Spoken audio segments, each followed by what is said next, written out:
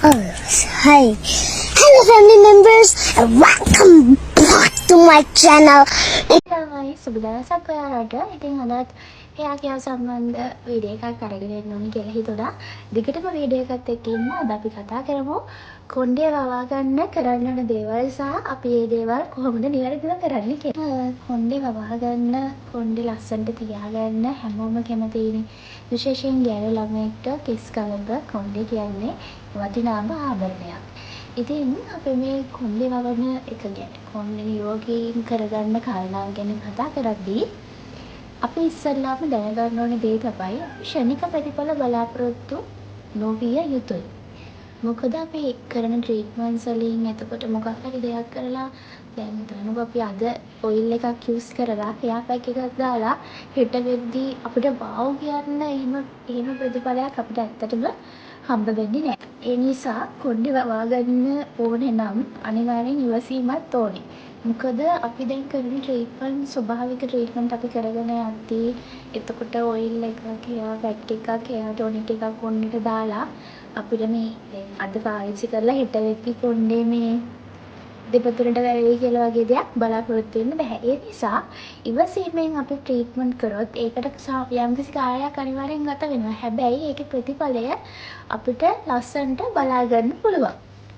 ඉතින් දැන් කොණ්ඩේ වවා ගන්න කාරණාවේදී ප්‍රධාන දේ තමයි අපේ මේ හිස් කබලේ තෙතමනය. මේ හිස් කබලේ තෙතමනය නැති වුණොත් කොණ්ඩේ වැවෙන එකට ඒක ලොකු බාධාවක් වෙනවා. හිස් කබලේ තෙතමනය නැති වෙන්න ප්‍රධාන හේතුවක් තමයි මේ අපි ෂැම්පු කරනවා කොණ්ඩේ. එතකොට මේ කෙස්වල තියෙන හිස් කබලේ තියෙන තෙතමනය ඉවත් වෙලා යනවා. එතකොට ෂැම්පු කරොත් අනිවාර්යෙන් කන්ඩිෂනර් භාවිතා කරන්න කියලා කියන්නේ අපි කන්ඩිෂනර් කරපුවාම අර නැති වුණ ප්‍රතිඵල මේ තෙතමනය නැවත කෙස්වලට සහ හිස කෙස්වලට සහ හිස් කබලට ලැබෙනවා. අන්න ඒ නිසා තමයි ෂැම්පු කරොත් අනිවාර්යෙන් කන්ඩිෂනර් භාවිතා කරන්න කියලා කියන්නේ. අපි ෂැම්පු අනිවාර්යෙන් පාවිච්චි කරන්න ඕනේ නැහැ. සතියකට දවස් දෙකක් විතර ෂැම්පු භාවිතා කරන එක හොඳයි. හැමදාම පාවිච්චි කරනකොට තමයි කොණ්ඩේ ඩ්‍රයිනස් එක එන්නේ. ඉතින් කන්ඩිෂනර් හැමදාම පාවිච්චි කරලා කමක් නැහැ. නමුත් අපි කොණ්ඩේ හොදන එක අනිවාර්යෙන් කරන්න ඕනේ. හේතුව කුණු දූවිලි මේ වගේ දේවල් එදිනෙදා අපි ගෙදර ඇතුළටම වෙලා ඉන්නේ නැහැ. ඒ නිසා ඒ දේවල් ඉවත් වෙන්න අපි අනිවාර්යෙන් කොණ්ඩේ සෝදන්න ඕනේ. ඒකට අපි අර උණු ජලය හොට් වෝටර් පාවිච්චි කරනවට වඩා සිසී ජලයෙන් කොණ්ඩේ සෝදන එක තමයි වඩාත්ම. අනිත් කාරණාව තමයි අපි කොණ්ඩේට අනිවාර්යයෙන්ම සතියට දවස් දෙකක් විතර ඔයිල් දානවා නම් තෙල් සත්කාරයක් කරනවා නම් ගොඩක් හොඳයි. අපිට ඔලිව් තෙල්, ආමන්ඩ් තෙල්, කල තෙල් නැත්නම් අපි නිවසේදී ඔය පුංචි අමුද්‍රව්‍ය ටිකක් එකතු කරලා තෙල් එකක් හදාගෙන කොණ්ඩේට දාන්න ඕනේ. අනිවාර්යෙන් ඊට පස්සේ පැය භාගයක් විතර කොණ්ඩේට තෙල් දාලා ඉඳලා අනිවාර්යයෙන්ම වොෂ් කරන්න ඕනේ. හේතුව අපේ කොණ්ඩේට හොඳට ඒ පෝෂණය ඇබ්සෝව් වෙන්නේ අපි ඔයිල් කරලා සෝදාවුවොත් විතරයි. ඒක මට එක්ස්පීරියන්ස් එකකිනුත් කියන්න පුළුවන්. ඇත්තටම ඔයිල් දාලා කොණ්ඩේ වොෂ් කරාම කොණ්ඩේට අර අලුත් ප්‍රාණවත් බවක් ලැබෙනවා. ඒ නිසා ඔයිල් කරලා අනිවාර්යෙන් කොණ්ඩේ වොෂ් කරන්න අමතක කරන්න එපා.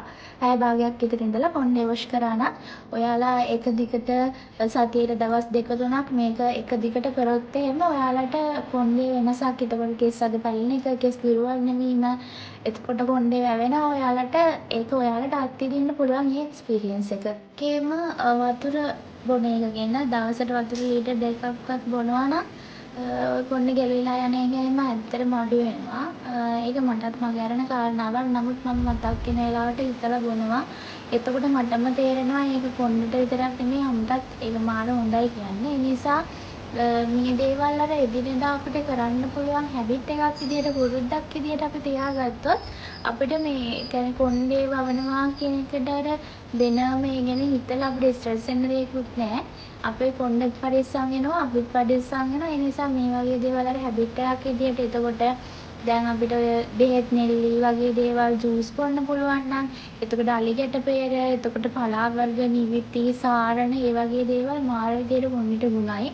ඒ දේවල් අපිට එදිනෙදා ආහාර වේලාවට එකතු කරගන්න පුළුවන් නම් එළවලු පළතුරු මේ හැමදේම එකතු කරගන්න පුළුවන් නම් අපිට වෙනම ඒ ගැන කොණ්ඩේ වවන එක ගැන වෙනම ඒ ගැන ස්ට්‍රෙස් වෙලා එහෙම වෙන්න ඕනේ නැහැ. අපිට නිකම්ම අපේ කොණ්ඩෙත් ආරක්ෂා වෙලා අපිත් ආරක්ෂා වෙනවා. හැබැයි ගොඩාක් අය අර කාර්යබහුලයි. ඒ නිසා තමයි අර ක්ෂණික ආහාර ඒ වගේ දේවල් ගන්න සිද්ධ වෙනවා. ඒ නිසා තමයි ගොඩක්ම අර එහෙම හිතලා මේ දේ ගුණයි කියලා කන්න වෙලාවක් නැහැනේ. ඒ නිසා මම රෙකමන්ඩ් කරන්නේ නැහැ. හැබැයි මගේ එක්ස්පීරියන්ස් එක මේ කියන්නේ. මම සින්කෝවිඩ් ටැබ්ලට් එක යූස් කරලා තියෙනවා. ඒ වෛද්‍යවරයෙක්ගේ නිර්දේශය මත මගේ කොණ්ඩය යන එක නැවතෙන්න ගත්තේ මම මාස 3ක් විතර යූස් කළා. ඒත් එක්ක මේ ටැබ්ලට් එක විතරක් බීලා නිකන් හිටියේ නෑ. මම කොණ්ඩෙට ඔයිල් වර්ග ඔයිල් එකක් හදාගෙන ඒක පාවිච්චි කරා. ඔයිල් එක කියන්නේ දැනට මම සේල් කරන ඔයිල් එක. ඉතින් ඔයාලටත් පුළුවන් ඔයාලා කැමති නම් ඔයාලට ගෙදර තෙල් එකක් හදාගන්න. මම කියන්නේ මගේ තෙල් එක මිලදී ගන්න කියලා. ඒක මිලදී ගන්න අර ගෙදර හදාගන්න අපහසු. දැන් සාමාන්‍යයෙන් මම දැන් ඊයේ දවසේ වීඩියෝ එකේදී ගෙනාවනේ සාමාන්‍යයෙන් නෝමල් විදියට ඔයිල් එකක් හදාගන්න විදිය. හැබැයි අර මම දාන හැමදේම හොයාගන්න බැරි කට්ටිය ඉන්නවනේ. දැන් නගර බදායට ඒ වගේ අර ඖෂධ වර්ග ඒ දේවල් හොයන්න හරි අමාරුයි. ඉතින් එහෙම වුණාම ඒ වගේ අර හැමදේම තියෙන ඔයිල් එකක් යූස් කරනවා නම් හොඳයි. නමුත් අර මම ඊයේ දාපු ඔයිල් එක වුණත් ඔයාලට හදාගෙන පාවිච්චි කරන්න පුළුවන් නම් ඒකත් එහෙම ප්‍රශ්නයක් නැහැ. අනික ඔයාලා පෝෂණ අතිරේකයක් මොකක් හරි ගන්නවා නම් ඒක ඔයාලගේ තියෙන ගැටලු කියලා ඔයාලගේ ශාරීරික බර ප්‍රමාණය බලලා ඒ දේවල් වලට අනුව වෛද්‍ය නිර්දේශය මත ඔයාලට පුළුවන් පෝෂණ අතිරේකයක් වගේ දෙයක් තෝරගෙන භාවිතා කරන්න. මම දැන් සින්කෝවිඩ් එක පාවිච්චි කරන්නේ නැහැ. ඒ වගේම දැන් අර අපි ගාන හෙයා ඔයිල් එකට විටමින් E තරල් 3-4ක් එකතු කරලා අපිට පාවිච්චි කරන්න පුළුවන්. ඒ වගේම ඔයිල් යූස් කරද්දී ඒක අර මේ පොඩ්ඩක් බෝයිල් කරලා රත් කරලා ඒ විදිහට අපිට යූස් කරන්න පුළුවන්. ඒ වගේම හෙයා මාස්ක් කොච්චර තියනවද මට ඔයාලා මගේ හෙයා කෙයා ගෲප් එක බලන්න. මම පුළුවන් ට්‍රීට්මන්ට් කරන වීඩියෝස් ගේනවා. ඒ වගේ මම ලියලා දාලා දෙනවා Facebook group එකේ හෙයා කෙයා විත් සමු කියන group එකේ link එක මම මේ වීඩියෝ එකේ දාන්නම්. ඩිස්ක්‍රිප්ෂන් එකේ ඔයාලට පුළුවන් ඒකට එකතු වෙන්න. මම ගොඩ දාලා දෙනවා හෙයා මාස්ක් එහෙම. ඒක ඔයාලට try කරන්න පුළුවන්. මේ දේවල් බය වෙන්න එපා. මට එක්ස්පීරියන්ස් නමුත් ඒක භාවිතා කරලා මේ කරන්න කලින් මේ එක එක්කෙනාට ප්‍රතිඵල සහ ඒ දේවල් ඔයාලට ඇලර්ජික් වෙනවද කියලා චුට්ටක් බලලා ඔයාලා ඒ දේවල් යූස් කරන්න. මොකද මට හරියන එක ඔයාලට හරියන්නේ නැති වෙන්න පුළුවන්.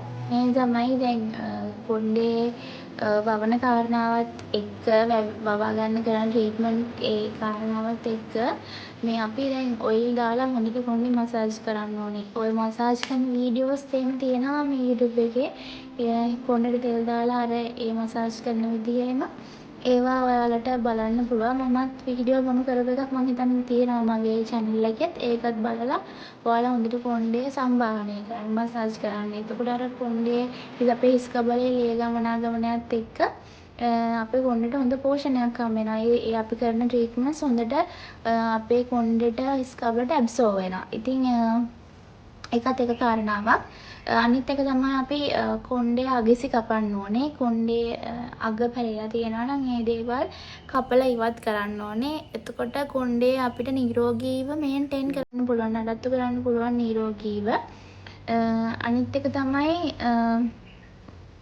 කන්ඩිෂනර් පාවිච්චි කරද්දී අපි ඒක හොඳට කොණ්ඩේ කන්ඩිෂනර් කරන්න ඕනේ.